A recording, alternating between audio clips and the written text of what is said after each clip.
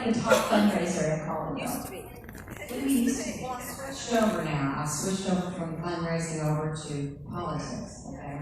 So first of all, well, they do go hand in hand, but I kind of have to fight one fight at a time. Okay. Welcome everybody to Colleyville. I'm Tammy Nakamura. I'm a city council here, and I wanted to, of course, welcome everybody. But like Julie said, because Julie runs this organization, so it's a little harder for Julie to ask for money. But we know what we just sang, that we're fighting the fight. There is no question that we are fighting the fight. So in order to fight that fight, it costs money. So please, dip into your pockets, pull out something, if you can, so we can hopefully come back here, or wherever we go, we need to pay for it. So pull out a little bit. Where's Sheridan? There she is. Pass around the bucket. Everybody get something out. I'll get my wallet out here in just a minute. But please do what you can, because this is not free, and we know freedom is not free. So, credit cards. Did somebody say credit cards? All right, we'll take it any way you can get it. So, we know that you, Joe. So any way you can, please give, and we sure appreciate it. Thank you, Tammy. Okay, I also have something that you guys might have seen these before. There's a gentleman here. Stand up. Tell me your name again, because it's not Russ. Okay, so Russ makes these postcards. They are already addressed to President Trump, and you just have to add your own stamp. You just write your little encouraging message, and it's all, I mean, it's so easy breezy, and I like it easy. So he's got those, and we would love to give them to you for free if you're willing to write a message to President Trump. So if you'll just raise your hand, he'll bring you one. Okay? Okay, perfect. Everybody's got a gift or a talent they can offer, and I just love when people come up with their own ideas. So leave your hands up. He'll make his way to you. And if somebody wants to jump up and help him, that might be good too. So there's a lot of hands up. Thank you, Laura. Okay, what else do we want to talk about? I'm sorry, did somebody ask you something? Oh, no. Okay.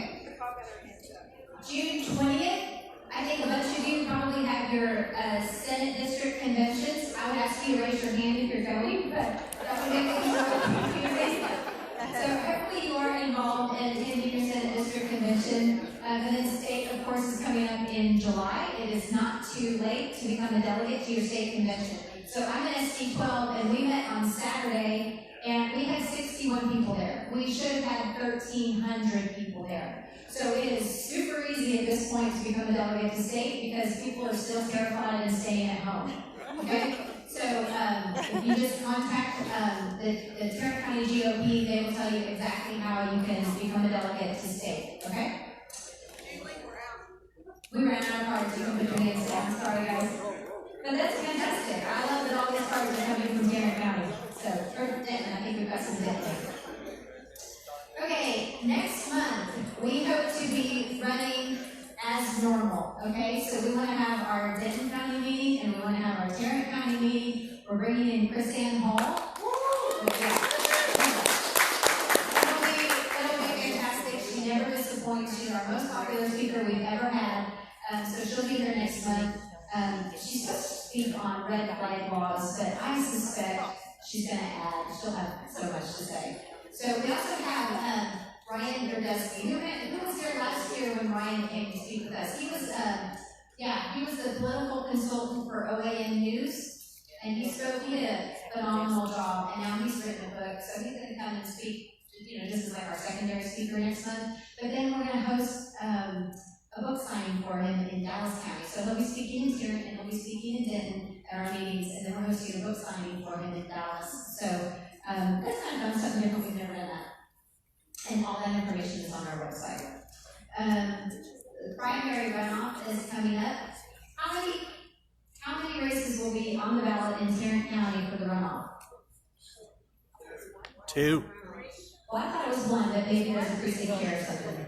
2 precinct chairs. There's a precinct chair race. Okay, so there's 1 judicial race, and then some of you will also have a precinct chair race on your ballot, but that means nobody is going to turn up.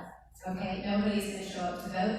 Your vote will be super, super important and significant. So again, that's all on our website. If you get confused about dates or where or whatever, everything's on our website. You can always access it.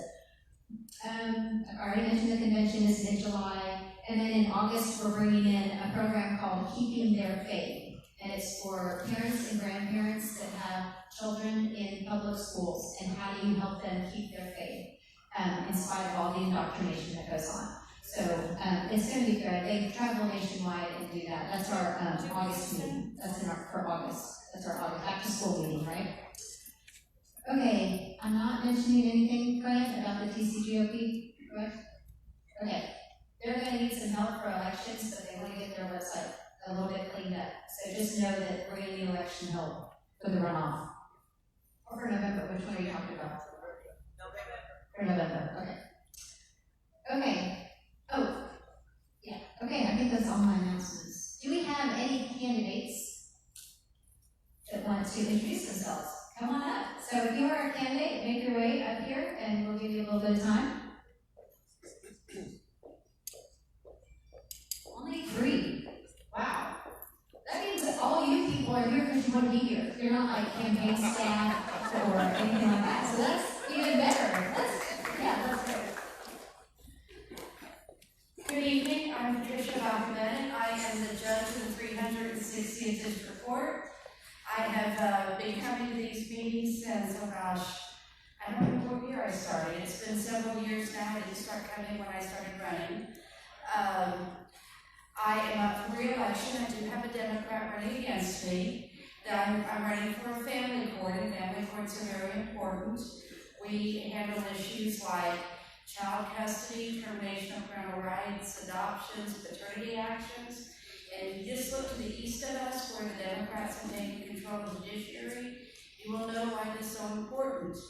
We don't need judges that want to make political statements about children being transgender. We want judges that are just going to look at the facts, apply the law, and do what's right for families. Thank you all very much for your support in the past, and I hope you will make sure to tell all your friends and families that we no longer have straight ticket voting in the state of Texas, that they have to go down and they have to vote for all the candidates. We lost Dallas County several years ago. We don't need to lose Tarrant County. And we're the last major urban county with a Republican judiciary, and the Second Court of Appeals is the last Court of Appeals in the state of Texas that, except for the Supreme Court, and except for the statewide ones, that are Republican. So tell your friends, tell your families, go down the ballot and vote for your Republican candidates and keep this county red. Thank you.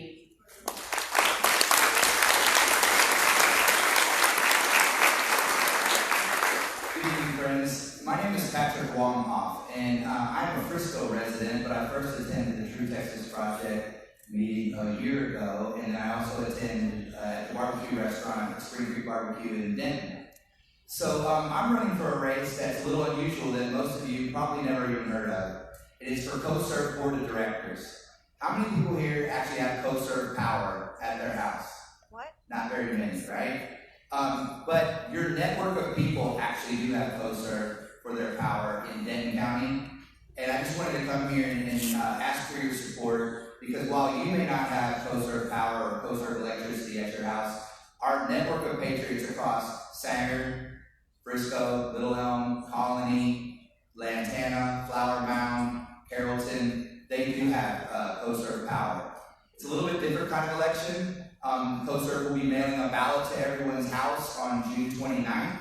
So I assume we'll get our ballots around June 30th or July 1st. They simply fill in their ballot with their choice, Patrick Wonghoff, and mail it back in a prepaid envelope. A lot of people say they've never even heard from their co-serve representative. I want to be the voice, the grassroots conservative voice for these members that have co-serve power. What would we do if they planned on putting a power substation right next to your kid's school? If you're not in touch with your co-serve representative, then you wouldn't even know it was happening until it was already built and it was too late.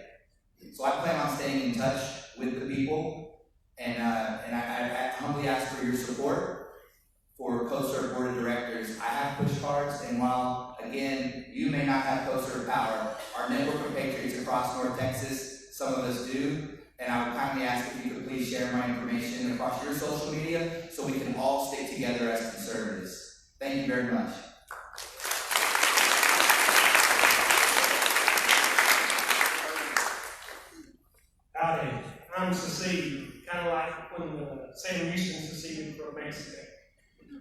I am running for governor of Texas.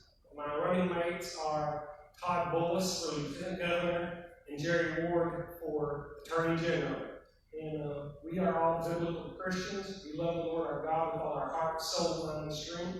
We will protect you from the U.S. empire, including your ability to attach you to Social Security and income tax. We will eliminate taxes for being involved in education, so your property tax will go down tremendously.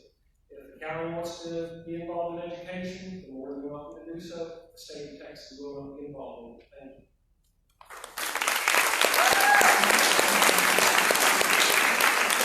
Hi, my name is Jill Glover, and I am running for State Republican Executive Committee Woman for Senate District 12. I'm currently completing the term that was held by David Terry, and I will be running for my first full term at our state convention in July. So if you're going to be a delegate to the state convention and you live in SB 12, I would love your vote.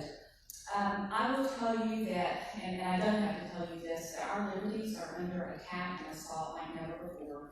I will tell you the contact tracing issue is incredibly concerning to me, and my job is to protect our principles and our platform.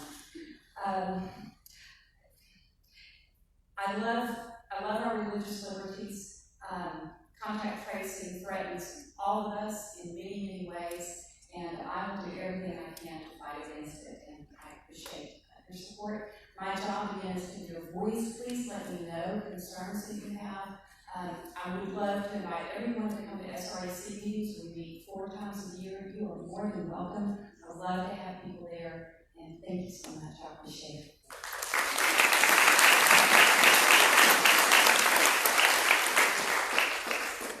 My name is Maggie Witt, and I'm also running for SRAC, but for Senate District 8, which is Angela Paxton over in Collin County. So what am I doing over here? Well, you guys know people in Collin County. So everything she said holds true for me. I have a burning desire to keep Texas red, and I will work to my dying breath to do that. So I'm also pledging that anyone who is supportive of me and wants to, I will send out a newsletter after every SRAC meeting, regardless of whether you're in your SDA or not, so that you can stay informed. So tell your Collin County friends that you had a short, petite, sassy little white-haired little lady, and you should vote for her. Her name again is Maggie Witt.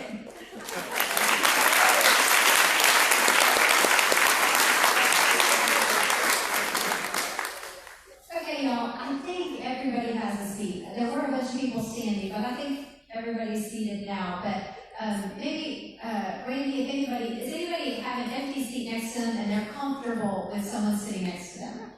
Okay, so Randy, if you see other people come in, and you'll just show them to these seats, that would be great. Okay, because we're sold out tonight, right? That's awesome. So you guys are the best. I want to say a special thank you to all of the Denton County people who now 2 months in a row have had to make the trek into Tarrant County to keep up with us. So we love having you here. And I know actually some of them stepped up to volunteer. So thank you so much. Can we welcome our Denton people? Okay,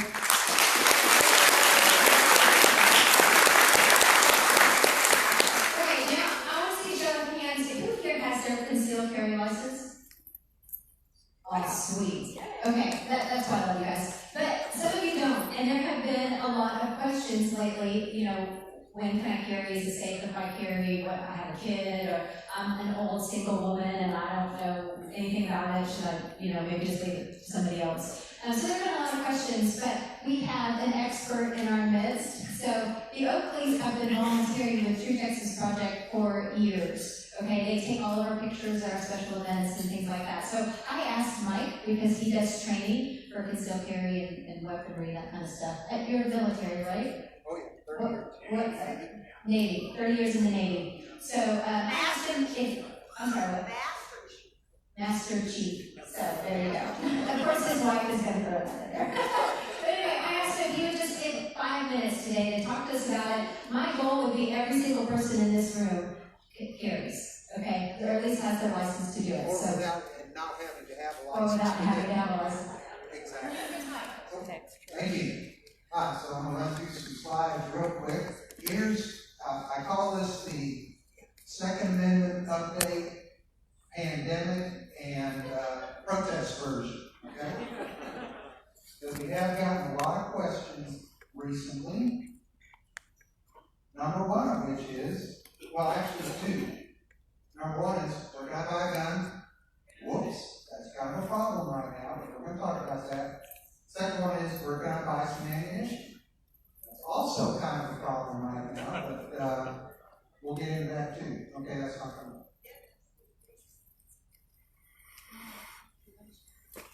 There you go. Yep, there we go. All right, cool. All right, so that's who I am.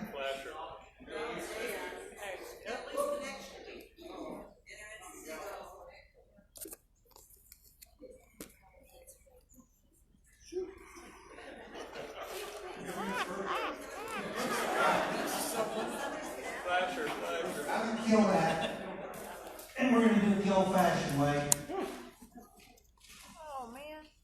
So the pandemic has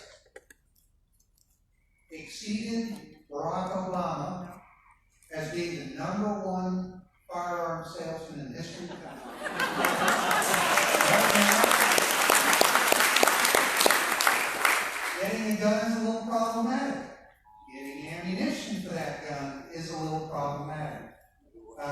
There are the best advice I can give you in terms of buying a firearm is be very specific about what you want. I'm happy to talk to anybody that wants to listen about what works best for you.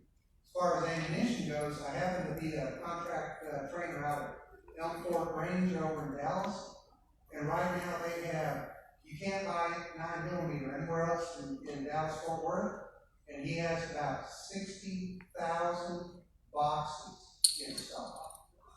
60,000, not 60,000 rounds, 60,000 boxes. So, if you can't find 9mm, that's probably the best place to go get it. All right. Now, if you do not have your license to carry, if you're one of the 3 people in this room that don't have a license to carry, then I'm going to talk just briefly about, because as you know, the main concern right now is defending yourself against looters, right? And against the protesters. I'm not too sure what the problem was with the pandemic, because I thought they were focused on toilet paper, but without regard to that. So in Texas, Texas has 2 things you need to know about if you don't have an LTC. Number 1 is, it's a castle doctrine state, okay? It means your home is your castle, and that extends to your vehicle, your place of business, and your boat, your watercraft, for whatever reason. Don't know. I had a legislator in the room, he might be able to answer that. In those places, you can legally have a handgun. Okay? Loaded, 1 chamber, ready to go. Okay? In terms of protesters and looters, that's probably, your problem is going to come in your place of business, your motor vehicle, or your home. So even without a license to carry, you're pretty good to go with it. Okay? Second issue, stand your ground. We are a stand your ground law state. What that means is you have no duty to retreat if somebody attacks you or threatens you with a firearm. Okay? That means is in California, if somebody does a home invasion robbery under California law, they have to bail out and get in the house. Right? That's not the case in Texas. Now, I'm not a big fan of taking people's lives over property, but just know that you have to stand your ground law. So in terms of the immediate threat of the protests, in Texas, you're in pretty good shape. Okay? So I'm going to wrap with, home defense. Getting started. If anybody in the room doesn't own a firearm yet, my best, and needs one for home defense, again, against looters or protesters, my best advice is to look for a tactical shotgun. A 12 or 20 gauge tactical style shotgun. You can still find those some places. They're great home defense weapons. Laura, what do we have for a home defense weapon? A tactical, besides the 8 pistols you're wearing. Yeah, we have a tactical shotgun. It's there, it's ready to go, okay? You don't have to be just the world's greatest shot with a tactical shotgun.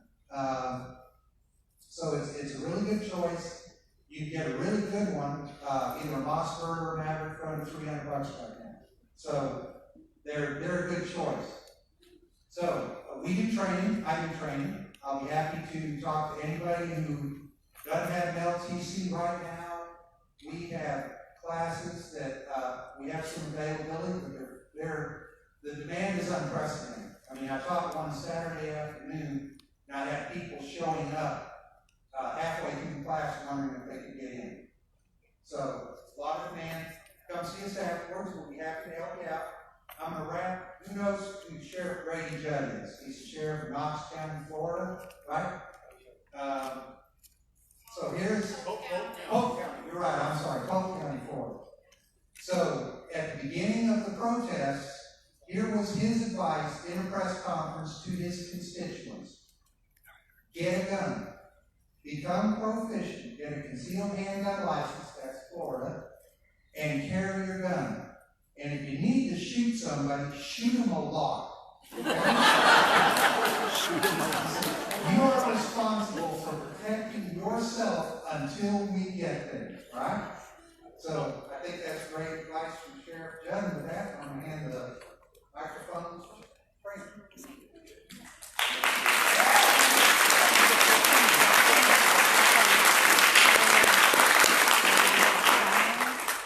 Thank you, Mike, and I will tell you, I am one of those people that does not have an LTC. I've never fired a weapon in my entire life, but I'm doing something about that, and I'm taking a class with Mike tomorrow morning at 9 o'clock. So, I'll let y'all know how he does. So, now you have to get a grade, right? Now you have to be really good. So thanks for that, Mike. That's really important information. It is my pleasure tonight to introduce our guest speaker, our featured speaker. And for those of you who don't know me, I'm Fran Rhodes. I am president of True Texas Project. So our speaker tonight is Jim Simpson. He is an investigative journalist, businessman, and former economist and budget examiner for the White House Office of Management and Budget under Presidents Reagan, H.W. Bush, and Clinton. Since 1995, he has written nonfiction articles for various periodical ads based on both his experience in government and business and his longstanding advocacy for public policy. He's also staying at my house rather than in a hotel, so I've spent some time with him today, and I can tell you he's just a really interesting person and a super nice guy. So please welcome Jim Simpson.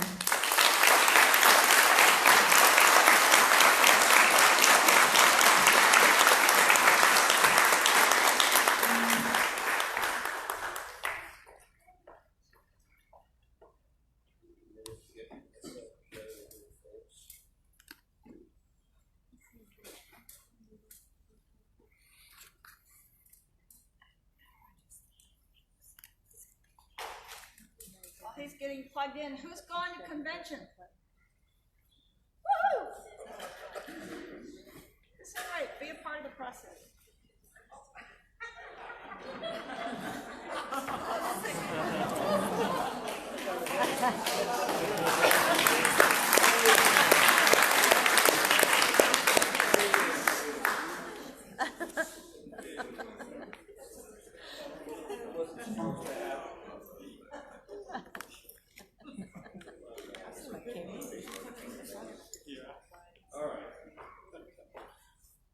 Sorry for all that.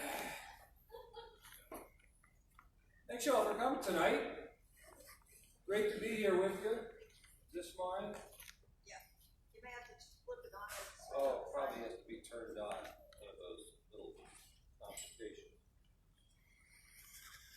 Hello. That works. Well, you know, first of all, how's everybody doing tonight? We'll get over it.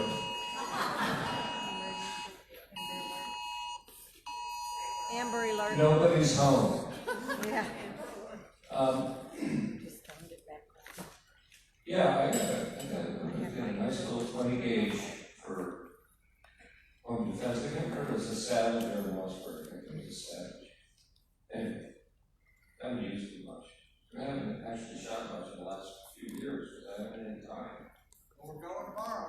what we are doing tomorrow. I like that. I like that. So, before we get started, crass commercial message. This is my book, The Red-Green Axis, an existential threat to America and the world. And I have it on sale at the book, not really on sale, but I have it for sale at the table for $15. And I'd be less than honest if I didn't tell you you could go to Amazon and order it for $10. And you can also go to the Center for Security Policy website and download a PDF of it for free. Ruins my entire business plan, I gotta tell you. And I charge $15. I have the audacity to charge $15 because frankly, I need the money. So I have there, and I will sign it also, just a small additional fee. Anyway, there you are. And I hope you get one. I have to say, this is probably the deepest dive that anybody's done recently into immigration and refugee resettlement, all the various aspects of it. It has data and figures that nobody else has put together. And it's a really, I think it's an important book. It's so nice to be here without a mask. Social distancing. I was sitting that 2 months ago, for crying out loud. Giving me fits.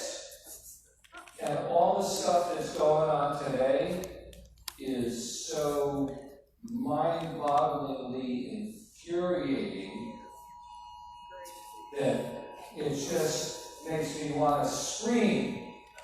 Really.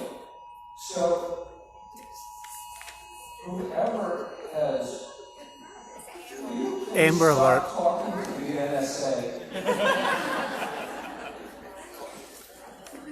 Anyway, so it's so annoying, and we've been under so much stress.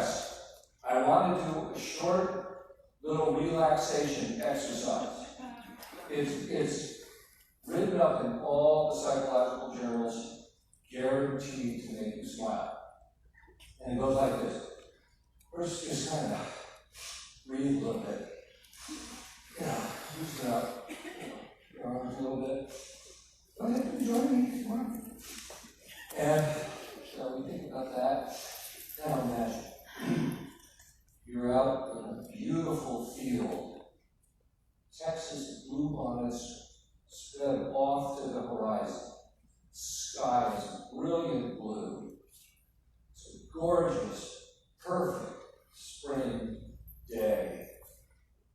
The birds are chirping, butterflies are flitting around, and you're lying on this rock, overlooking this beautiful stream and a deep pool. And it's such an idyllic place. Nobody knows you're there. You can do anything. And you look down in the water, and it's so crystal clear that you can see the panicked face of Nancy Pelosi and Adam Schiff as you're holding down in the water.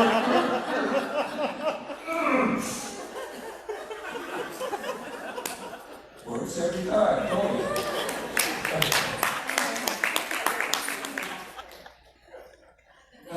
Guaranteed to bring a smile to your face. Always brings a smile to mine. But they were true.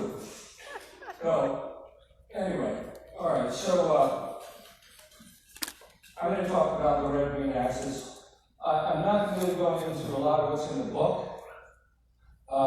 That's mostly about immigration and refugee resettlement. A lot of data, a lot of statistics. But I really felt like we had to talk about it in the context of what's going on today. Because this is literally unprecedented, but it's not unforeseen at all. or unanticipated. They've been warning us that they were going to do this for years. Before we start, though, I want to tell you, I may talk a little long, and the reason is that I'm 132,000 Cherokee, and with my new BFF, Elizabeth Warren, you know, I now have an Indian name is Long Wind. And hers, of course, is Chief Swinging Bull. And we decided to go off to visit our Cherokee brethren, sisters, and others in the Cherokee Nation. And then we flew off in my Piper Cherokee. And when we got there, we were coming in on final approach, and the whole tribe had come out. They were everywhere. I thought, wow, they came out just for us. Little did we know, we barely escaped with our lives. I'm nervous, some people. What's the matter with them? Anyway, all right. So, enough jokes. So here's the red. Now, you all know who Marx is, you all know who Lenin is, I assume, right? But who's that guy in the middle? Anybody know who he is? I bet not a single person. He's the most important radical nobody's ever heard of. And the green, of course, is the Islamic State, the Muslim Brotherhood, all the various Muslim organizations that collude with the red.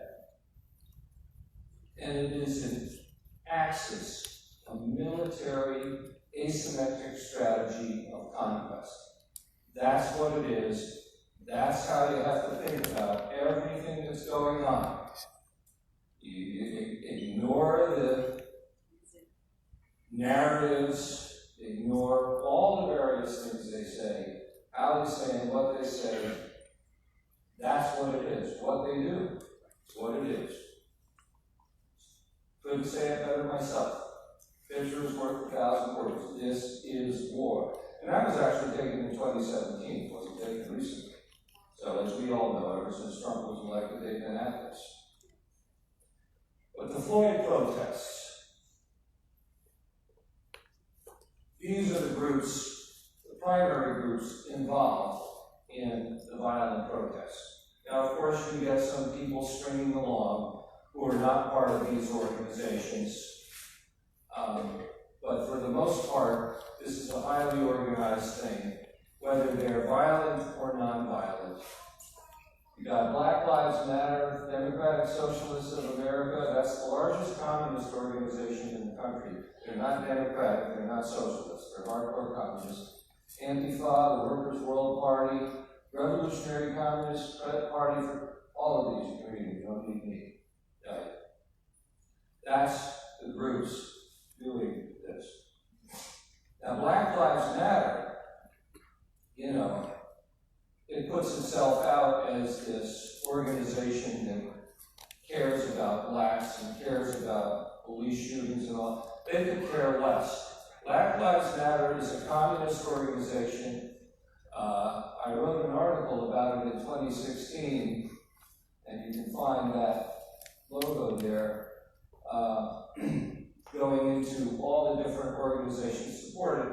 It was created by the Freedom Road Socialist Organization, which is now called Liberation Road, and they evolved from the Maoist New Communist movement.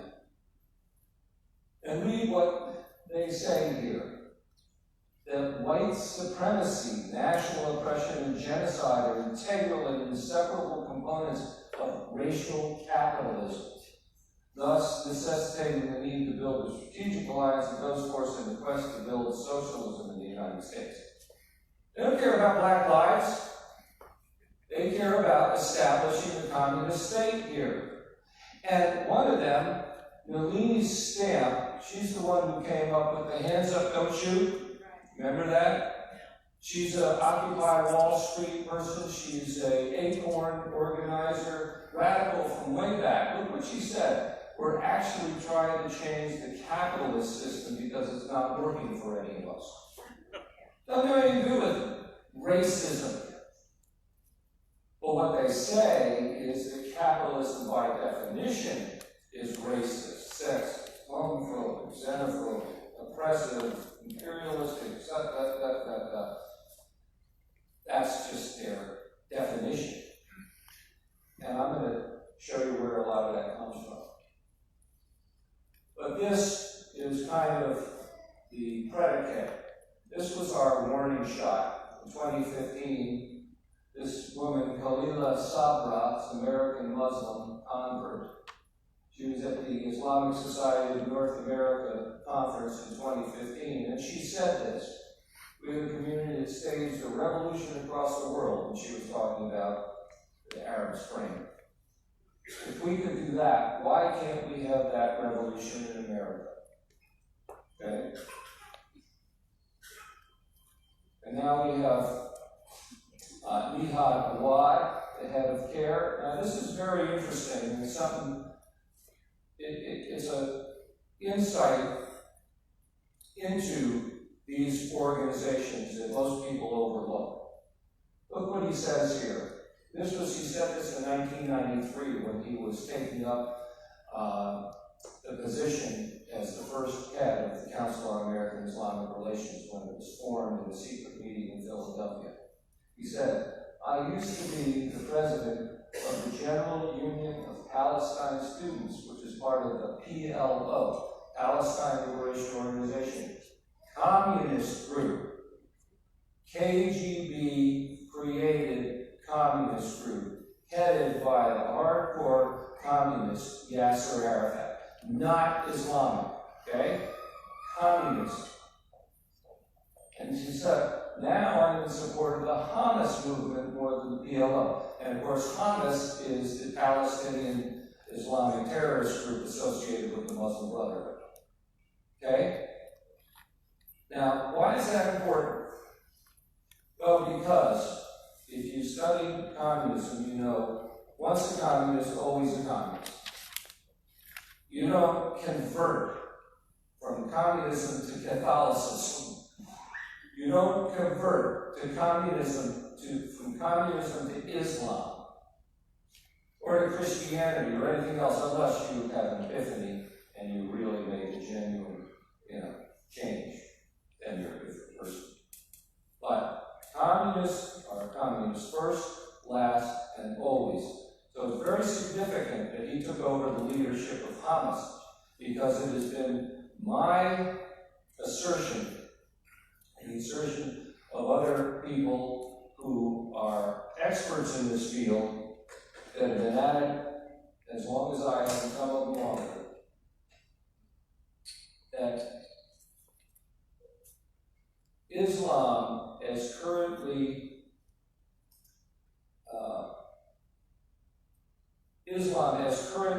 seen by the majority of us is controlled by the communists. It's controlled by the communists. It's not to say that a fundamentalist Islamic regime wouldn't impose Sharia. That's actually their goal, to impose Islamic law throughout the United States.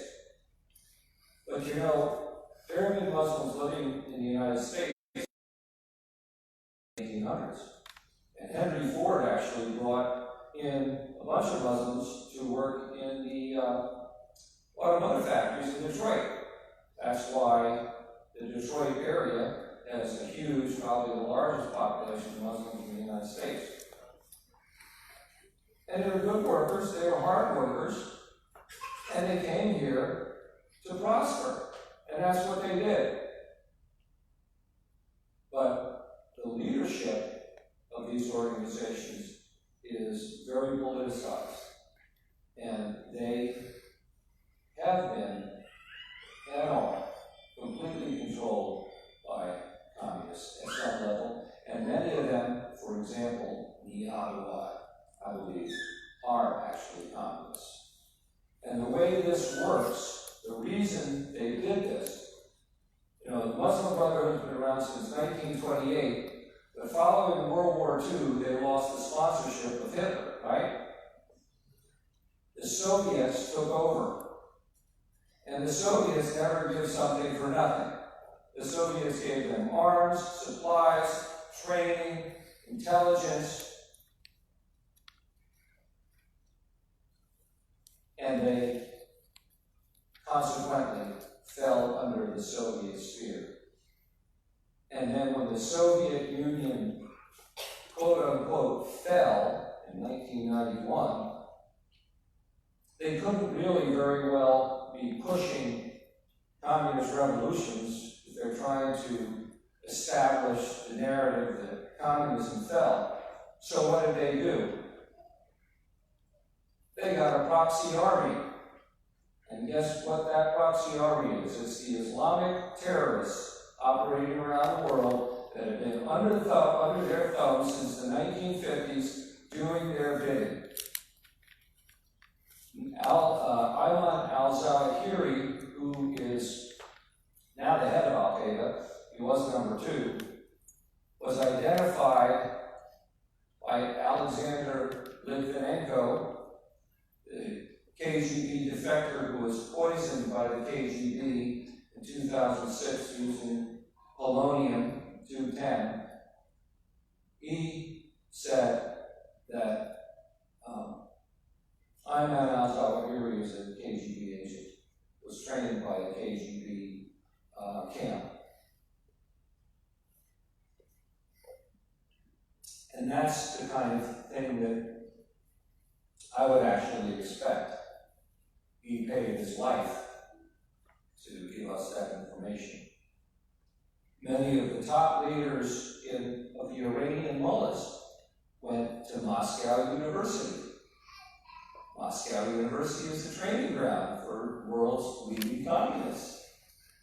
So it's not as it seems. But what they do have is they have a vast army of Muslims who believe they're fighting for Allah. What better thing do they have? All these people with nothing to lose, willing to create chaos all over the world, and they think they're doing it for Allah. And they're really not. Anyway, once again, long-winded, digressed too much. So all this stuff is not new. You recall these posters, refuse fascism. That was during the travel ban protests. That's all the Revolutionary Communist Party. And here, the head of the Communist Party USA acknowledges in a public discussion that through the vehicle of the Democratic Party to advance its agenda. So if you had any doubt that the Democratic Party, at least the organizational leadership of the Democratic Party, was under the thumb of the communists, there you have it. And then here we have today. This made me want to throw up. This is Nancy Pelosi and all of them taking a knee to introduce the Justice in Policing Act, where they're going to attempt to impose federal policing on the states. It's unconstitutional, it's insane. But one of the agendas here, in Minnesota, in Minneapolis, they've got the votes at the city council to abolish the police. And they're going to do it. Now, this is absolutely nuts. But do you think for 1 minute that it's real? What they want to do is abolish the existing police and replace it with their police. That's what they want. That's what they want everywhere. And so here's the Attorney General of Minnesota Keith Ellison. Now, he calls himself a Muslim, but he is a communist from way back when. Way back when. And so he's the Attorney General of Minnesota now. Here's his son. Jeremiah Ellison is on the city council. Look at what he says. We're dismantling our police department and we won't be silent, we'll be loud, we'll fight, we'll win. And there you have the votes. They're doing it. Oh, there's more. Red Green Access poster children, we all know who they are. We study time in them. But here's how serious it is. Here's how serious it is. You know, everybody still wonders what happened in Las Vegas. That's what happened in Las Vegas. Antifa working with ISIS. I believe that. I don't know it for a fact. But it's a strongly held belief by people in the intelligence community that I know who actually trace some of the things that happen using their imagery that they can. And I believe that's the most credible reason. Some have said that it was actually a foiled FBI sting. That could have been part of it. Someone said that the Saudi prince was on the top floor and it was actually a cover so that they could attack him. I think that was less credible. This is what I believe happened. And you notice that we don't hear a thing about what happened. Is that bizarre? There's no curiosity. So, now we're getting started. That was the introduction. You guys have a few more hours? First principles. The issue is never the issue. The issue is always the revolution. The 60s radical said that. And what I mean was, it doesn't matter what the issue is, whether it's gay rights, whether it's school, free speech, whatever. The issue is never the issue. The issue is always the revolution. The issue only matters insofar as it can advance their agenda. And really, their agenda is nothing more than seizing all our wealth and assuming absolute power. That's their agenda. They don't have any other agenda. None of their agendas that they claim to promote are legitimate.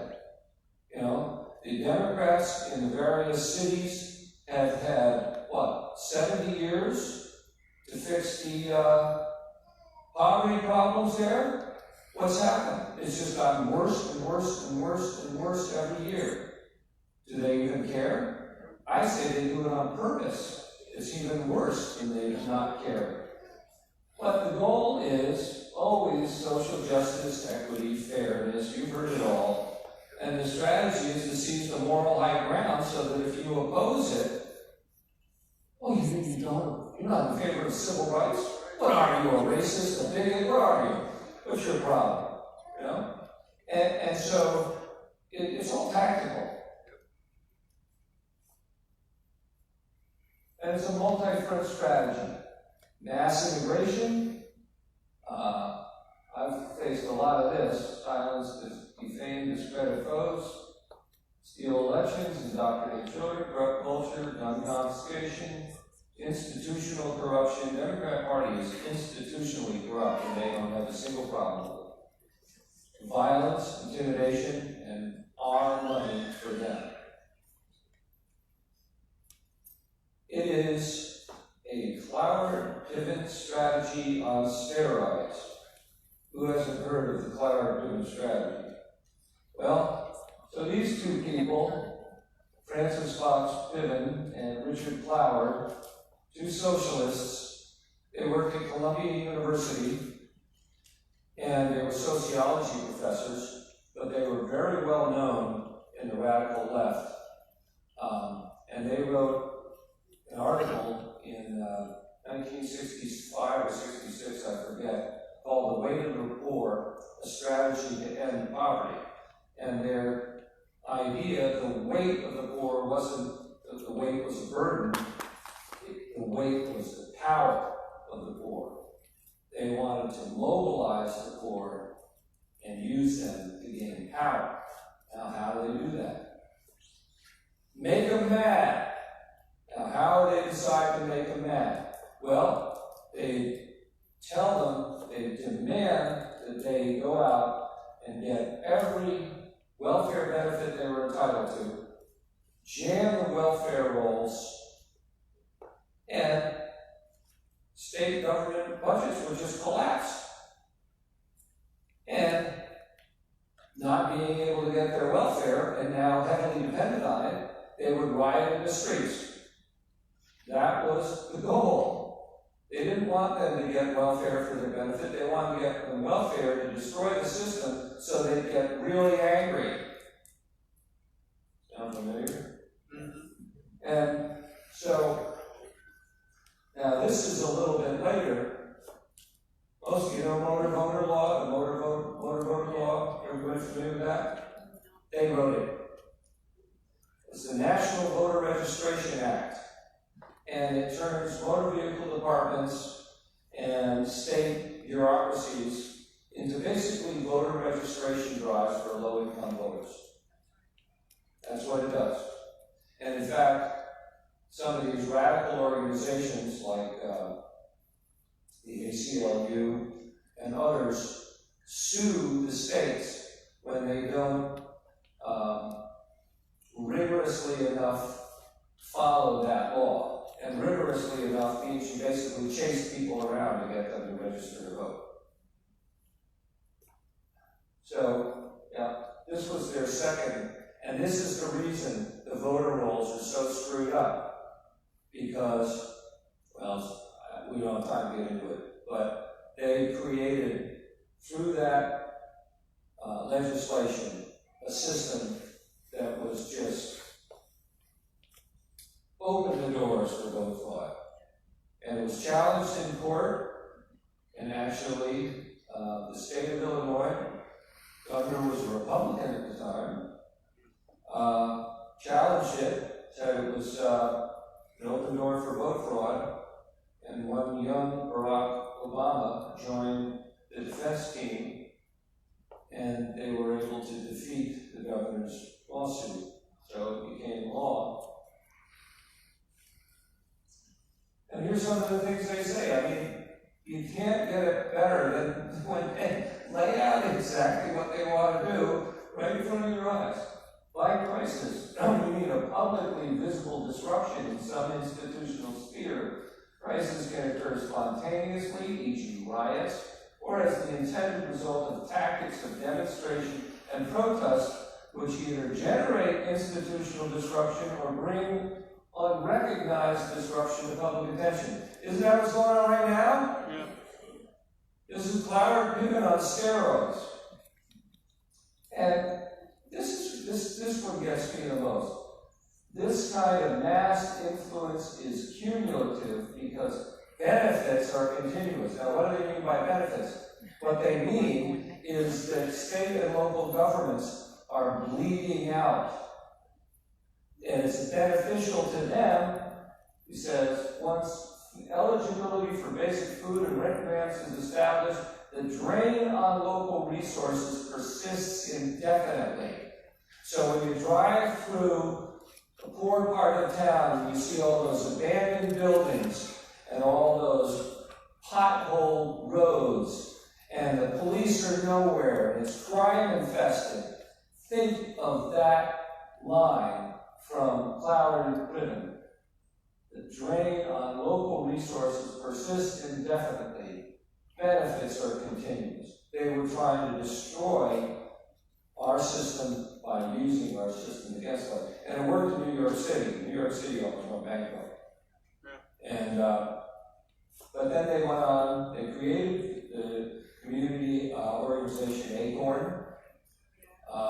They then went on to do the voting thing, and then the next thing was the subprime mortgage crisis, which Acorn was very heavily involved in, and so was the Clinton administration, to the tune of $3 trillion in subprime mortgage loan guarantees. So, well, this is just a little more detail. I don't want to spend a lot of time on it. Where does it all come from? Well, it all goes back to the beginning. We're starting now. That was just an introduction, folks. Now, this is interesting. I just read this year, and it fascinated me. Karl Marx, before he wrote the Communist Manifesto, he wrote, "The proclamation of ready-made solutions for all time is not our affair." Oh, wait a minute, what do you mean? Marxism is the answer to everything, isn't it? It's the utopia, it's the dream of fantasy of all leftists. It's supposed to solve all our problems. What did he say?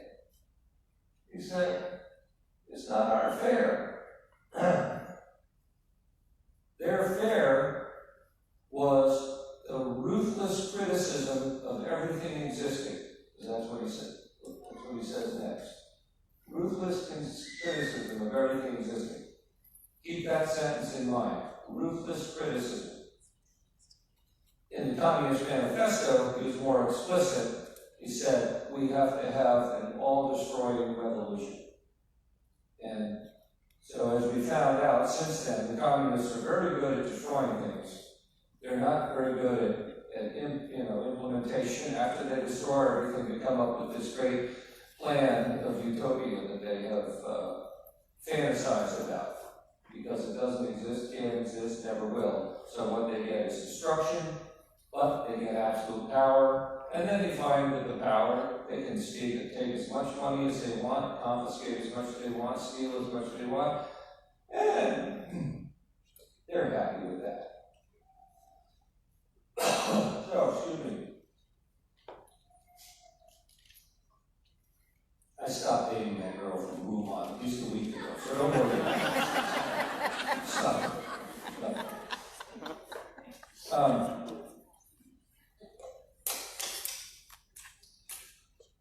This is the guy in the middle, Sergei Nechayev. Now, this tells you a lot about the left. He was a 22-year-old anarchist. He had taught for 2 years. He never completed school, but he wrote the most important document to the left's history. It's called the Revolutionary Catechism in 1869. Here's what it says, at least in the introduction anyway. The Society of Revolutionaries has no other aim than the complete liberation and happiness of the masses. Convinced that this happiness can only come back my way over here. Yeah, I know. I should probably just be still. One of my favorite lines.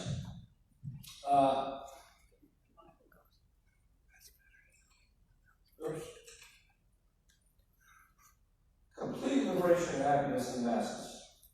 But the only way we can have this happiness is an all-destroying popular revolt. How so? The society will use all its resources and energy towards increasing and intensifying the evils and miseries of the people until at last their patience is exhausted and they're driven to a general uprising. Isn't that what's going on right now? It's exactly what's going on. This is constant provocation. We've been lied to repeatedly, overtly, in our faces, spat on, called ridiculous names, had our money taken from us, had our businesses taken from us, all under this fraudulent pretext that this is a racist nation. I gotta tell you something. This is the least racist nation that ever existed.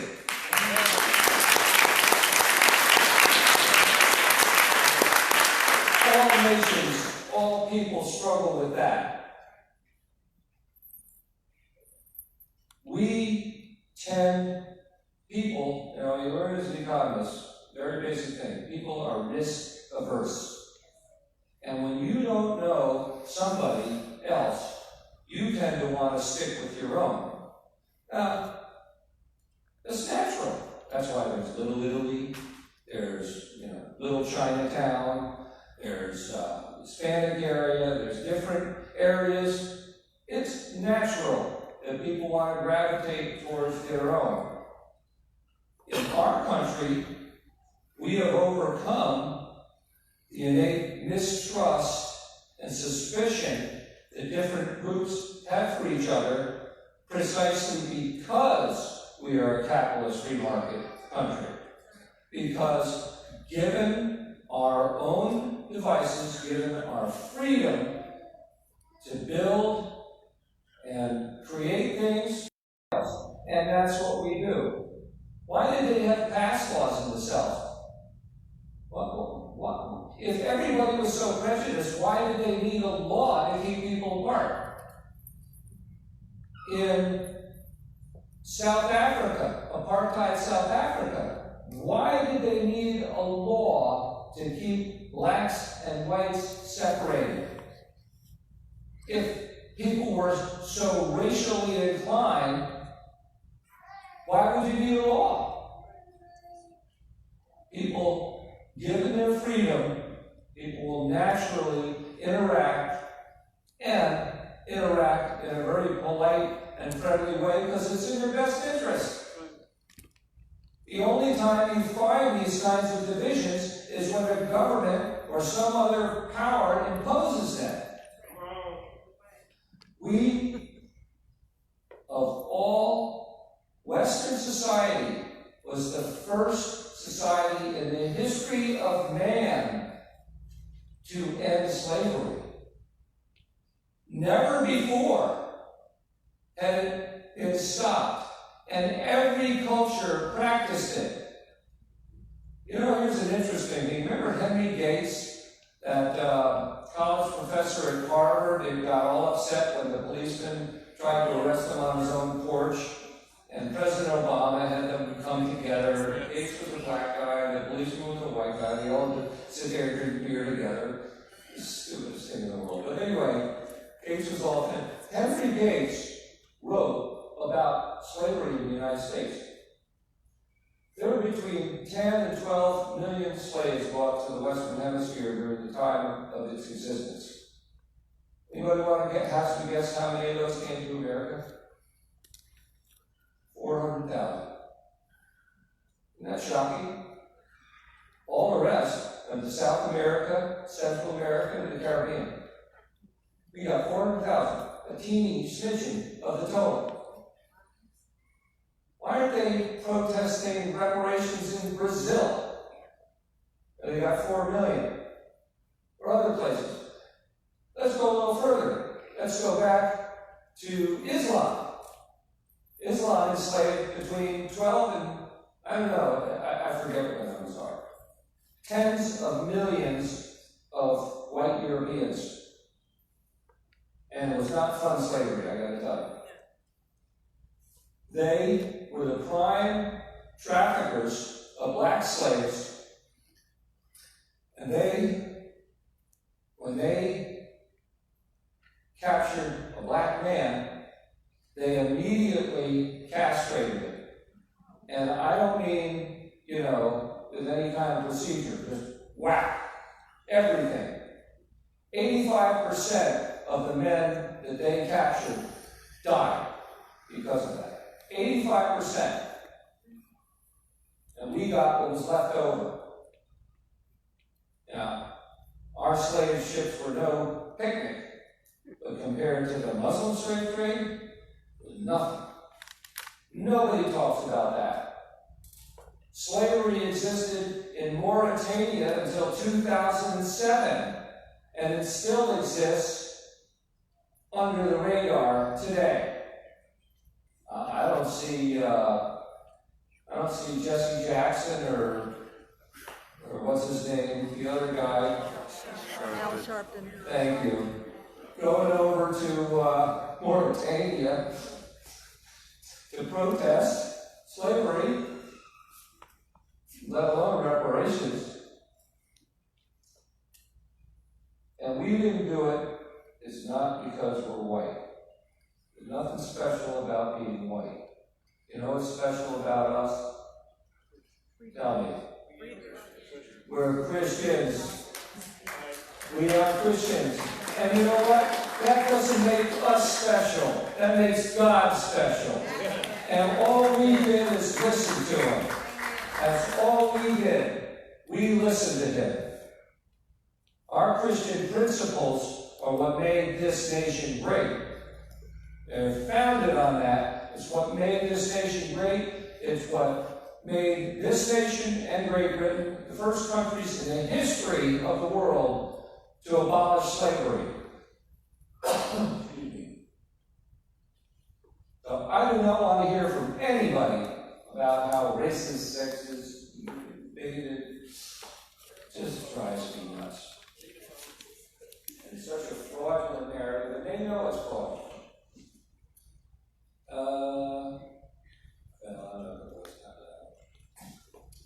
Here's another one, Khalid Sheikh Mohammed. Now here's where we get back to the idea that these people were trained by the communists.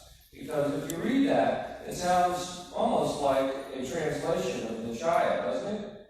Jihad, well, maybe I got it back there. He says, aiming at implacable revolution, revolutionary man frequently must live within society while pretending to be completely different from what he really is, must penetrate everywhere into the whole of higher middle classes, house of commerce, churches, place aristocracy, bureaucracy, and military. Okay? So this is this plan to infiltrate the various culture of our society. And look what Muhammad says. It says the same thing. Jihadi-minded brothers would immigrate to the U.S. and wrap themselves in America's rights and laws.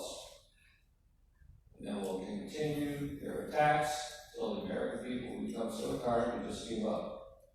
It's a lot like what the child says, isn't it? That's because he learned. Here's another guy nobody's ever heard of. Anybody heard of William Lunsford? He was Lenin's inner circle. He controlled this massive media empire in Europe and created the Popular Front concept. He created the Anti-Nazi League, the Hollywood Anti-Nazi League, which was a cover for Soviet propaganda. He influenced Ernest Hemingway, Lillian Hellman, many others, and for all of his hard work, he was murdered by Stalin. This is what he says. We must organize the intellectuals and use them to make Western civilization stink. Only then, after they have corrupted all its values and made life impossible, can we impose the dictatorship of the proletariat. How do you like that? Isn't our culture been so corrupted that it stinks? Yes. That was their idea. That was their idea. We don't have time for that. Another guy is George Lucas. And look what he says. Revolutionary destructive society is the one and only solution. He came up with the idea of using sex as a weapon.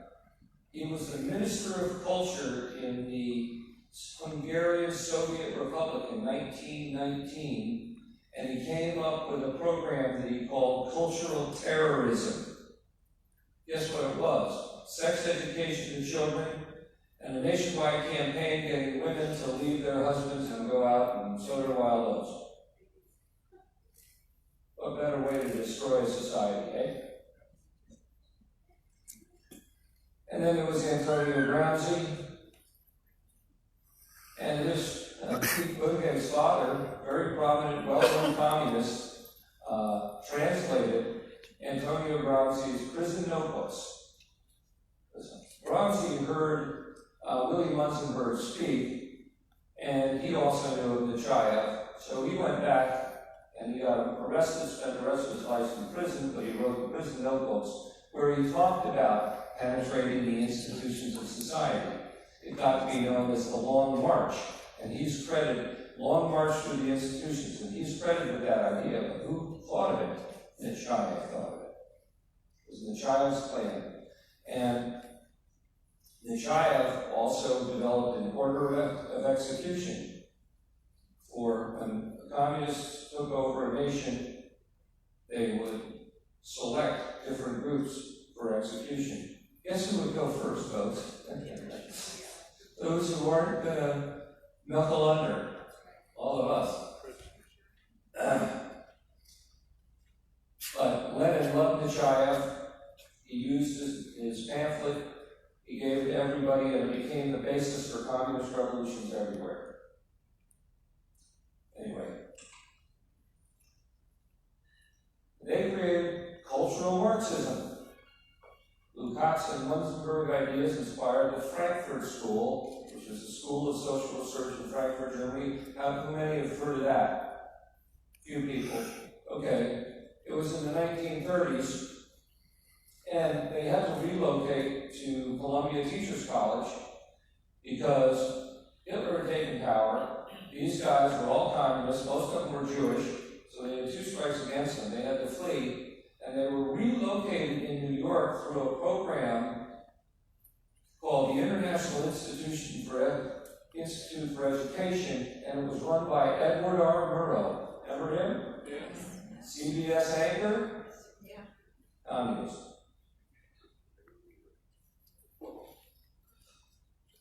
And the Frankfurt School, it created, remember what I said about criticizing everything existing? Frankfurt School created something called critical theory. And you don't need to take pictures. I'm going to make this PowerPoint available when it's done. And look what it says here. John Dewey sponsored gave the Institute a lock on Teachers College, foremost educational institution in the U.S. Graduates filled more than 60% of all teaching and educational administrative posts in the country. So this was in the 1930s, folks. And this was critical theory. Creation of racism offenses. Oh, there you go. Continual trainings to create confusion, teaching sex and homosexuality to children. Immigration to destroy identity, etc. You read it. The bottom line, authoritarian personality, that's a book written by some of the Frankfurt School intellectuals.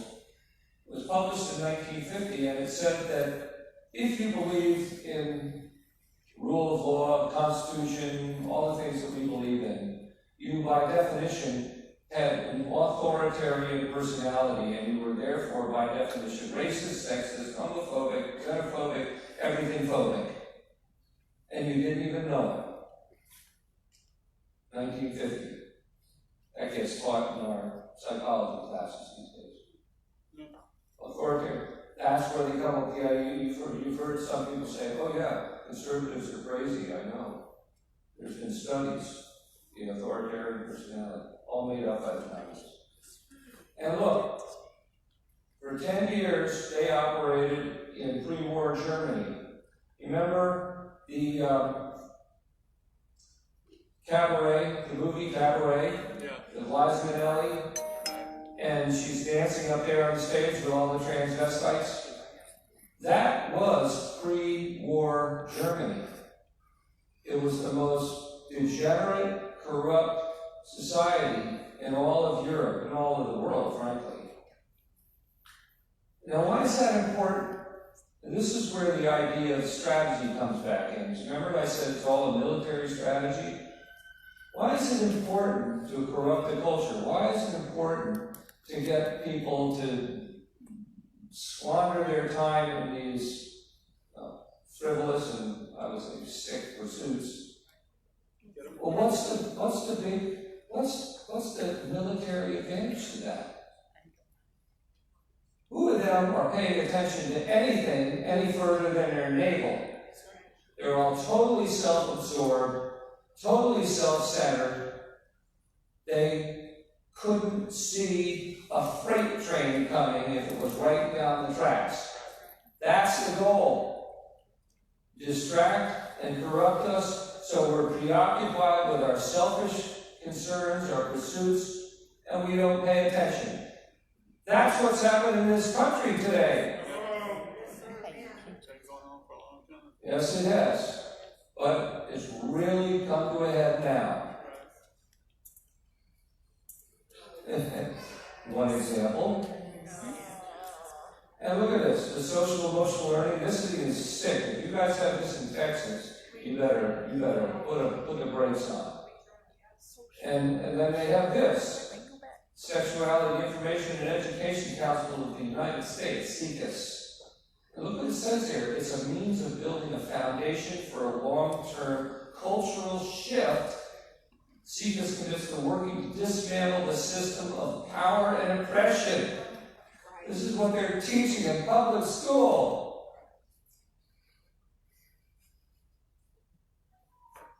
We really got to get on our game.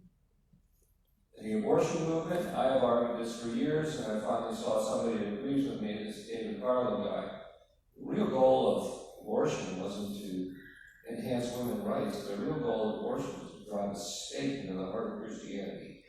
Because what more awful thing could you do to yourself than kill your own child?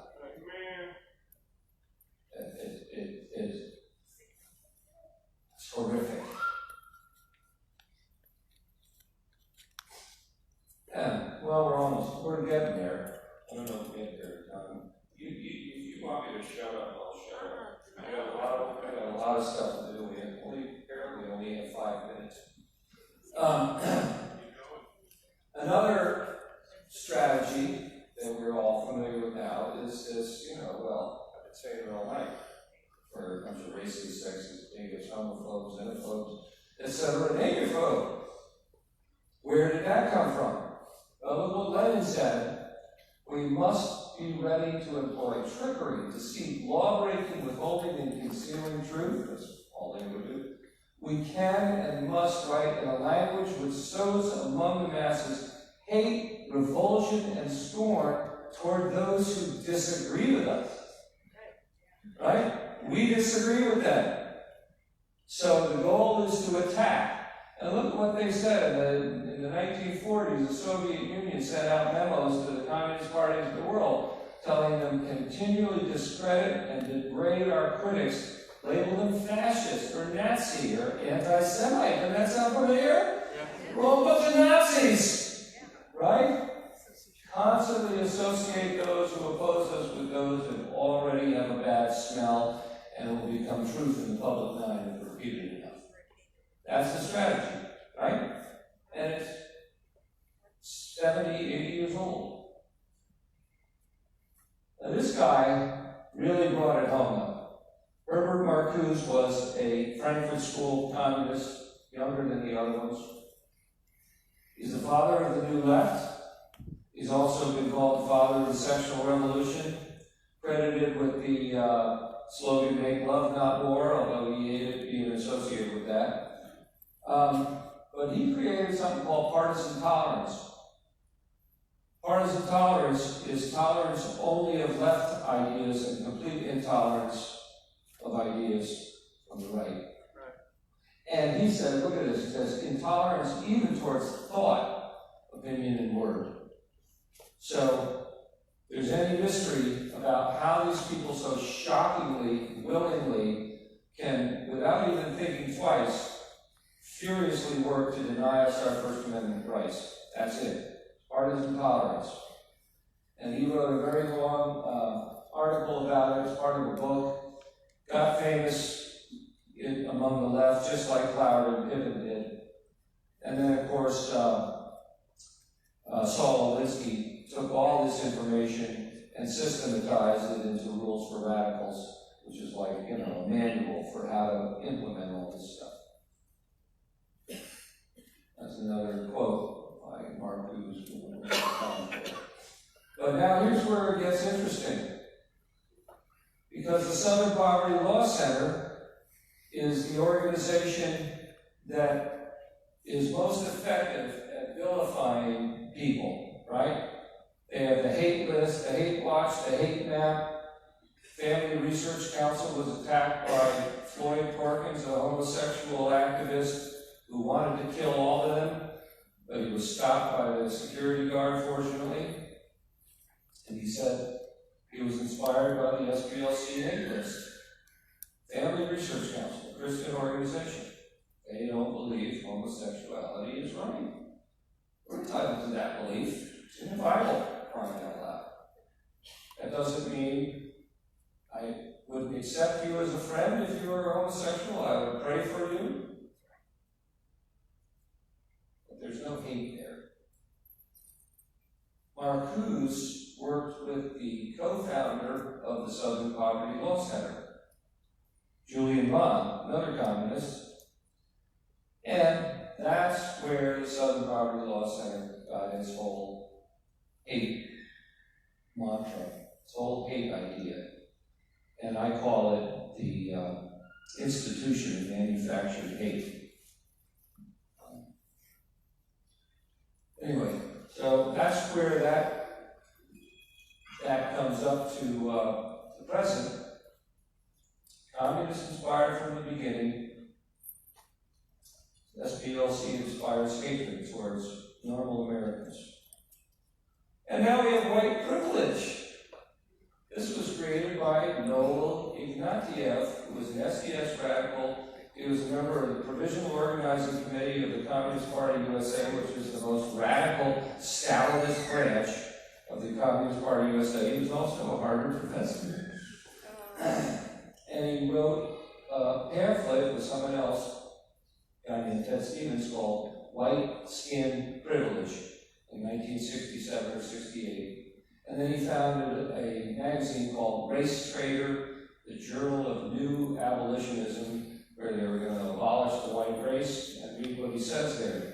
We intend to keep bashing the dead white males and the live ones, and the females too, until the social construct known as the white race is destroyed. Not deconstructed, but destroyed. Now, students in universities are required to go to white privilege conferences. And then, of course, we've got Islamophobia. And here's a list of Islamophobia terms put together by a member of the Council on Islamic American Relations. If you talk about violent jihad or Islamic terrorism, you're an Islamophobe. In other words, if you say anything negative about Islam or any of the things that they do, you're an Islamophobe. So, either you shut up or you're an Islamophobe, basically. That's all there is to it. And here's a little training manual that a Muslim did for teachers so that they wouldn't be Islamophobes. But really, I don't want to spend any more time on it. We got that, and that in turn comes from the Organization for Islamic Cooperation, which came up with that idea in the 1990s. There's a lot more, folks, but I think that I should probably stop, because once again, long wind has been long-winded. And I still want you guys to have some time for questions and answers, if you can. They can. Julie? It's okay? Yeah, we can do maybe 10 minutes of Q&A. Okay. Yes, sir. Yes, my name is Jeff Morgan, and I'm really glad that you started talking about the issue of tearing down the family. Because Vladimir Lenin, that's the first thing that he did. He destroyed the family because strong families are the #1 defense against totalitarian. Yep. And one of the first things he did along with that was to impose unilateral divorce, which we have as our state policy in Texas. Destruction of the family causes poverty, causes chaos, causes anger, causes all of these things that you were talking about. Yep. You talk about injustices. Go to our family courts and watch what happens in there.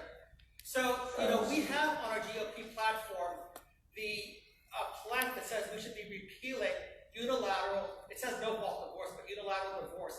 We've had that on there for over 12 years, and we don't even talk about it. And I think that what you're saying is, yes, we have other issues to fight, but if we neglect the family, we are cooperating with this whole agenda. That's it. Thank you, sir. Anybody else?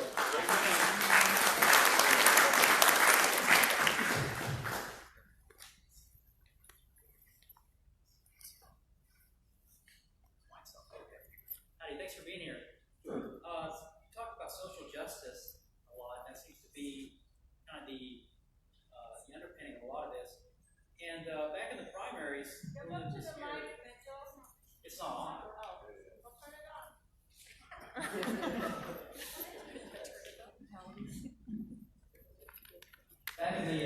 Back in the primaries, Bernie Sanders was texting a lot of people, and he texted this to my friend.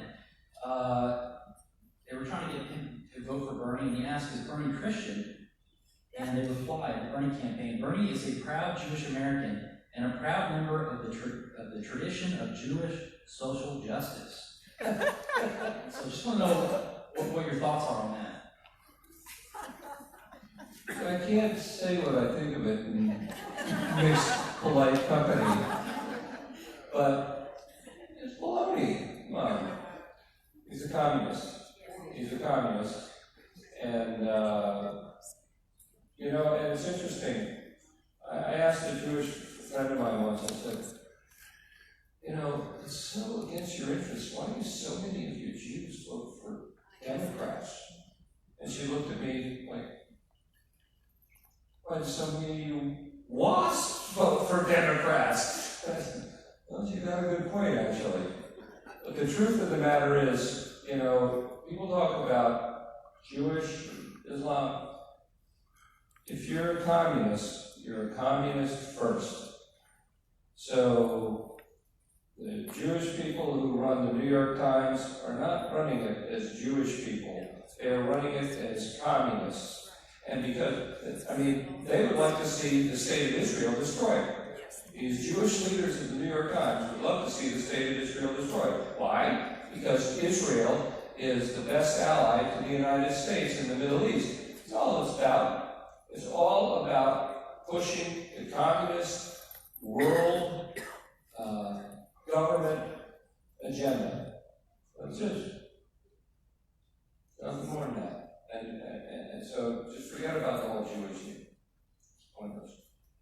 Next.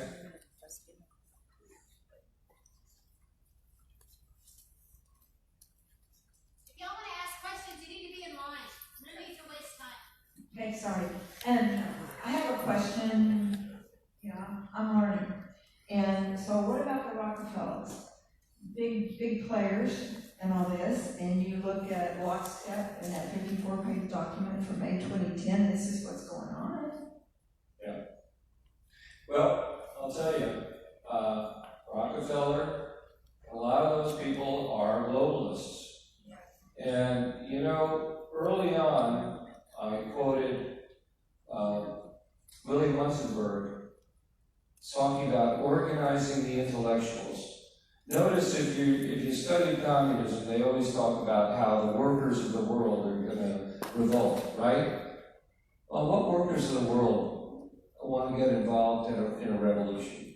They're too busy working. They're not interested in that. They're interested in taking care of their families and going to work. They didn't want a decent wage, but beyond that, no. The communists never deluded themselves into believing that the workers of the world were going to unite behind them. Willie Munzenberg said, we got to organize the intellectuals. Now, why the intellectuals? Why? Because they're so easy to flatter. Their big, fat egos and conceit that they know more than everybody else and can be suckered into buying into a plan that's a joke on its face. That's why. And because they have influence. If they are in classrooms, in universities, in publications, that's why. They would have influence, and they can be flattered. You know, there's two ways of living life.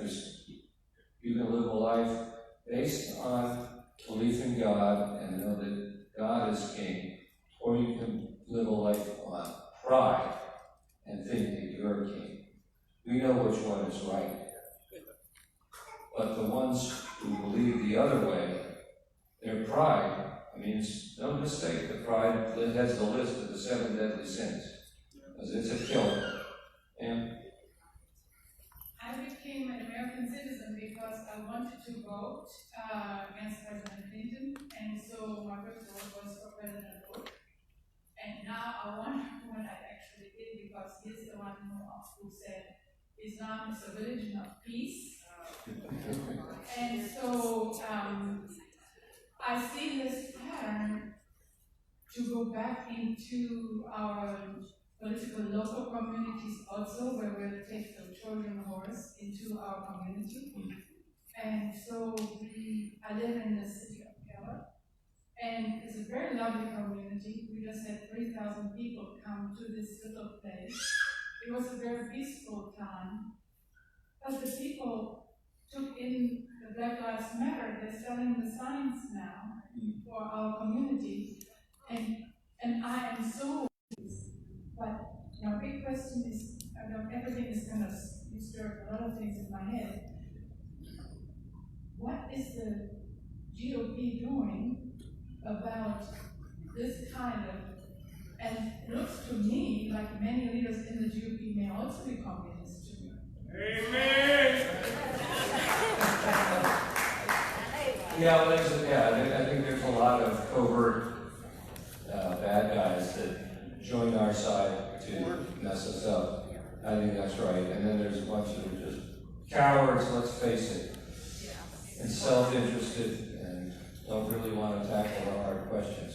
I ran for Congress this spring, and the election was last Tuesday. There were 7 GOP primary candidates. Well, only one wins, and I wasn't him. But most of the people in that race were, well, at least a couple of us anyway, were real fighters. The guy who won, of course, was the incumbent state senator who has proven himself to be just, will go whichever way the wind blows, and whichever way the leadership wants him to go. The leadership in the party in that state is so screwed up it doesn't even beyond description. Party's corrupt. Party's corrupt. Party's corrupt. The So, if we're going to do this, that's right. And you can't trust the vote. And if we're going to do this, if we're going to do this, we're going to do this the right way, we're going to have to literally overthrow most of these GOP organizations and put real people in. Yes. But you know what?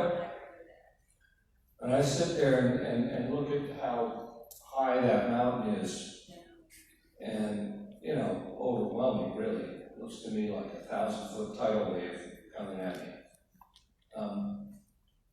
I realized something in this campaign, that when I started getting depressed, trying to figure out how I would deal with all this stuff, the answer was, I don't deal with it. I can't do it. It's beyond me. God can do it. God's in charge. We have to recognize that. And if He is with us, who can be against us? That's right. Most people like Bill Gates and Mark Zuckerberg, it seems like they're really into the socialist agenda. But you may have already answered my question, because if someone has their ear and they're flattering you. Yeah, Bill Gates was very good at stealing other people's ideas on how to make a computer and how to make an operating system. I don't know that he's much good at anything else. And he's really not nearly as smart as he thinks he is. Yes, sir. I'm going to build on that a little bit. Why aren't there public fractures among this unholy alliance of, doesn't make sense why there are Muslims, homosexuals, communists, Silicon Valley elites? They have different objectives, you would think, but there's the alliance stands. No, they don't have different objectives. The rank and file Muslims object. The rank and file Muslims aren't the ones in charge. The ones in charge are all on the same page with the agenda. Why? Remember, the issue is never the issue. The issue is always revolution. The goal is to destroy our country. And they don't care how we do it. these various issues, and in fact, pitting one person against the next person. In fact, a big part of the thing that, and I saw this and it worried me right from the beginning, and I know this is what they're doing. They take this population that has the potential to be dangerous, but for most of our history, it's just been Americans. Now they get them into the mosque with the fiery fundamentalist imams, and they start the recruitment process. Then things change, and what they do is they put us in a position, a terrible position. We have to accept the fact that we have a First Amendment that allows for freedom of religion, while we're watching these people deliberately undermining and setting a sizable proportion of our country against itself. Yes, sir. I just want to add to what you just said, that this, what they are doing, is not a revolution, it's a retrolution. Everything is brought down to a standard of life worse than anything anyone can happen. But they are out there in the streets. They are the ones preaching their religion, because to many of them that's what it is. We are the revolutionaries. We are the ones that have the way of life. But we do not get out and attack. The best defense is a good attack, but we let them have the streets.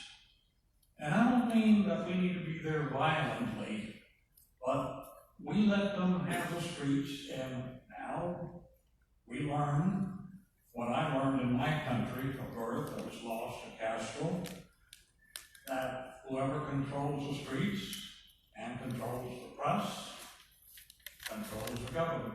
Yeah. Well, yeah, and I agree with you.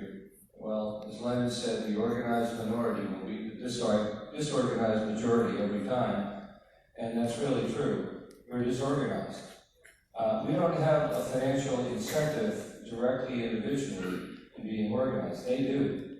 They have a very big incentive, and they all get paid. I mean, those revolutionaries, those clowns out on the street there, they're not doing it. They're getting paid $15, $20, $25 an hour to be out there.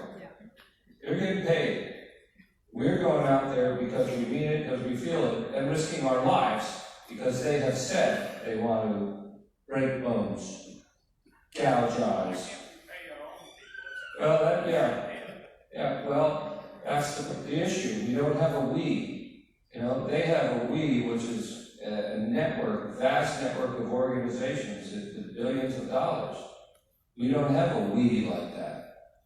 And the trouble is, on our side, we get together something like that, and we're immediately attacked by the press, which makes people who are somewhat timid less inclined to join because, heck, they don't want to be involved with some racist group, some bigoted group.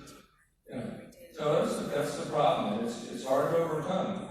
We were very adamant. We elected a very good president, and I hope he can lead us to the place where we need to go. I hope he can. I hope he's not stopped. I hope he can. Because I think he knows what our issues are, and he knows, or he has some ideas on how to fix them. But he needs support also. Yes, sir. My name is Brian. This is my first true Texas meeting. So, I have a question leads into something I saw out there. You know, like for me, you know, young guy, young family, man, we're typically pretty busy. I volunteer a lot, but I see what's happening in the country, like, you know, burning our flags, the rhetoric that's coming out there, obviously anti-moral if you're a Christian, and Yeah, it drives me crazy, right? I'm a service-connected vet, I work in patrol, I've been local EO, served the country in some facet most of my life up until the point where medical I can. But I look at my children, I'm like, what are we leaving behind for them? And you had something in your, I thought it was a good word in your PowerPoint, talked about partisan tolerance, right? Because even most conservatives, right, especially these in the younger generation, we have some areas where we want to be understanding, we want to listen to what you have to say, and I totally agree, but I'm not going to beat you down for it, right? Because we're taught to be polite. And I think as Christians, we do that too. But I think on a political spectrum, which is one reason why I came out today, it's like, what are we doing about it? Because as long as you continue to let the rhetoric, right, I guess we can't stop it, but I don't feel like we're doing anything to combat it. And at the younger level, it's now become socially appropriate. Like, say, if you want to get on Facebook, you want to get on Twitter, you want to get on these applications that touch so many people that they're spewing all this hate and rhetoric on, at least I consider it that way. It's like, you can't fight back, or if you do, what if your job ceases? You may end up losing your job if you've got a good corporate job, right? And so it's like, how do we fight back in this and stop being so tolerant without, having to risk so much? It seems like, for older retired, maybe it's easier because, hey, we're set. But for the younger generation coming in, it's hard. You may get called It's hard. It's hard. There's an economic term. It's called rational ignorance. We wonder why people are so ignorant about everything that's going on. It's not because they really don't know, it's because they don't want to know. And why don't they want to know? Because they feel powerless. They feel overwhelmed, and they feel like, what can I do? I have to raise a family, I have to work, I have to do this, that, and the other thing. And all of my knowledge, if I were to not stay ignorant and become educated, that would force me to confront the idea that maybe I have to do something. And, sometimes it's hard enough just to survive and do what we got to do every day. So we are at a disadvantage. There's no doubt about it. I don't pull many punches on Facebook or Twitter or any of those. I'm pretty straightforward. But then again, this is really what I've chosen to do for my life. So writing and speaking and, I wanted to be a congressman, darn it. The 2-to-1 Democrat Republican in that district anyway, so pretty tall order, but no, actually, I decided to run because I've been shut down so many times, and events threatened and shut down, canceled at the last minute, that I felt like, you're not going to stop me from speaking, and if the only way I can do it is to run for Congress, well, I will have a voice that nobody can silence, and that's what I'm going to do, and that's what I did. I didn't win, but that was my purpose. That was a big part of my purpose, because we really need a voice, and there are all kinds of answers, there are all kinds of ideas out there. We should have our own network. I actually said something to somebody once who speaks to the president, and I suggested to him that the president should have weekly fireside chats with the people and force the networks to broadcast it. And if the network said no, you can say, well, guess what? There's a requirement in the FCC regulations that if you have an FCC license, you have to provide unbiased news. So you let me on there, or I'm going to pull your FCC license, because you guys have been doing it. And he said, oh, no, you can never say that, you can never say that. Well, 2 weeks later, after he talked to the president was in a press conference. He said, yeah, maybe you ought to just pull all your FCC licenses. It was a very good idea. You can do it. You can do it. And it is, it's true. They've never taken advantage of that. Hi, my name's Jackie. This is my first meeting with you guys as well. I've learned about this, and while I'm watching all the news through the COVID and everything, and wondering why these governors are wanting to just destroy their states and shut down these businesses and just not wanting to open when obviously Arkansas, it's over having as bad. I kind of had, I made a connection when you were speaking today about leaving out the communities and their tax dollars and just wiping them out basically financially. And so my question, and so as I watch this, when we watch the stock market now, it's extremely fluctuated, and it's obviously been very high this week. I'm wondering, you have these communists, these hardcore liberals control so much of the large corporations and the stock market. What you believe, your theory is on what they're trying to do to our stock market and our economy on that aspect of it. There's a good book on that. It's called The Architects of Ruin. It was written by Peter Schweizer, the guy I know. And it's a really good book. I would suggest you read that. They want to become wealthy, but they want to become wealthy by rigging the system in their favor. And at the same time, they want to destroy the system for us. So it may be working at cross purposes, but they've done a pretty good job of making themselves wealthy, and they've done a pretty good job of discrediting the capitalist system as they do it. Yeah. And last question. I'm Janet, and I have read P. Lawrence's book, it's called Simpson, and he describes, basically, that's Lawrence Arabian, I don't know who P. Lawrence is. He describes how he organized the Arabs to fight against the Ottoman Empire, which was Turkey in World War I, and Turkey also backed the Nazis. Right. He also described how the leaders of the various Arab clans sent their sons to be educated in Turkey and to become part of the government and the military, and at the word of the clan leader, they would abruptly turn and take over the military or whatever town or state they were politically active in.